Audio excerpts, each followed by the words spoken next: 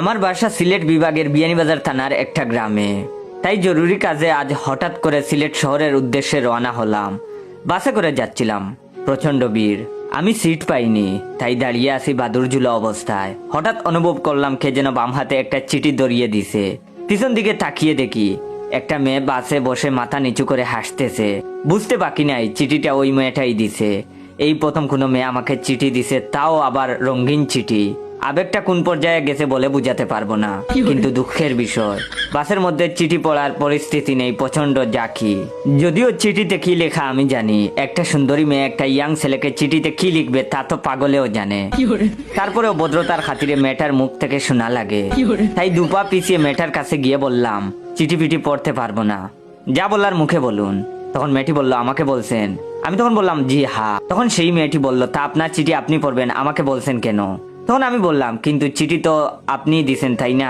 আমার কথা শুনে মেয়েটি যেন আকাশ থেকে পড়লো আর বলল, OMG, আপনাকে আমি চিঠি দিতে যাব কোন দুঃখে? আমি তখন বললাম, আমার উপরে ক্রাশ খাইলেন সেই দুঃখে। তখন মেয়েটি বলল, ক্রাশ আর আপনার উপরে? হে হে হে করে হেসে দিল। ওয়েট, ভিডিওটা শেষ করার আগে আপনাদের কাছ থেকে একটু সময় নিচ্ছি। আপনারা দয়া করে আমার রিয়েল পেজ ইওর জয়কে ফলো দিয়ে রাখবেন, আর রিয়েল পেজ থেকে ভিডিওটা দেখলে অবশ্যই বেশি বেশি করে শেয়ার করবেন। আমার মেয়েটার কথা এত পরিমাণ রাগ হইল যে চিঠিটা খুলে জুড়ে জুড়ে শব্দ করে পড়া শুরু করলাম। চিঠিতে লেখা ছিল, আপনি কি জটিল ও কঠিন রোগে ভুগছেন? দাম্পত্য জীবনে অসুখী, বিশেষ মুহূর্তে দুর্বল, লজ্জায় বউকে মুখ দেখাতে পারেন না, বিয়ে করতে ভয় পাচ্ছেন? তাইলে আর দেরি না করে কলিকাতা হারবাল খান, এক ফাইলেই যথেষ্ট, কোনো পার্শ্ব প্রতিক্রিয়া নেই, বিফলে মূল্য ফেরত।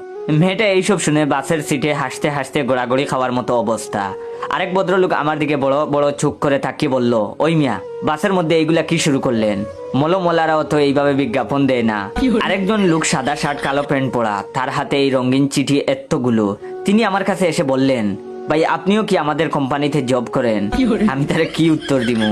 আমার মনের দুঃখে মনে হচ্ছে বাসে ঝুলানো এই খাঁচা ফেনে দড়ি বাইন্দা ঝুলে সুইসাইড করি।